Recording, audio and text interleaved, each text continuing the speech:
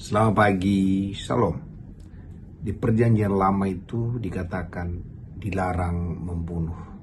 Tetapi Yesus menaikkan itu. Dikatakan kalau kamu membenci saudaramu dalam hatimu saja, itu sama dengan membunuh. Kalau kita perhatikan berapa banyak orang yang kita benci. Dan kalau kita pakai standar Tuhan, kita membunuh. Makanya tidak ada pilihan lain. Kita tidak bisa menghakimi siapapun. Karena waktu kita benci kepada mereka pun, kita sudah membunuh mereka. Dan kita hakimi lagi.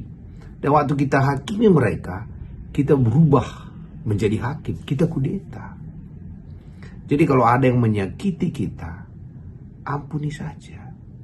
Kalau ada kita tidak paham apa yang mereka perbuat, bukan urusan kita, urusan Tuhan. Karena itu kita jangan mau terganggu karena orang benci kepada kita atau kita kesal kepada orang. Karena waktu kita benci kepada orang, kita sudah membunuh mereka. Kita sudah berdosa, walaupun itu salah mereka. Jadi kalau ada orang salah kepada kita, kita layak untuk membenci dia, tidak. Maka Alkitab mengatakan, kasihilah musuhmu. Berkatilah orang yang menganiaya kamu. Jadi kalau kita merasa teraniaya, ya kita berkati. Musuh pun kita kasihi. Dan ini sesuatu yang tidak mungkin kita lakukan. Yang pertama kita harus menyadari bahwa kita pun tidak benar.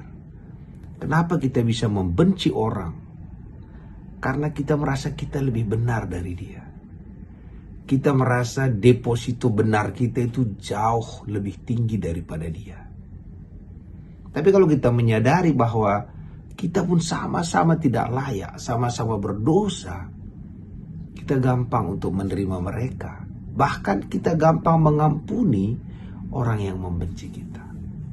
Pagi hari ini, setiap kali kita melihat orang-orang sekitar kita, lihatlah Allah mengasihi mereka. Allah mati bagi mereka. Jadi kita lihat kasih Allah yang begitu besar kepada mereka itu. Kenapa kita benci orang yang Allah kasihi? Jadi tidak punya hak kita membenci siapapun. Karena Allah mengasihi setiap orang. Kita tidak tahu bagaimana Tuhan memulihkan dia. Kita perhatikan Petrus. Petrus itu menyangkal Yesus. Dan kalau menyangkal Yesus, itu disangkal di sorga.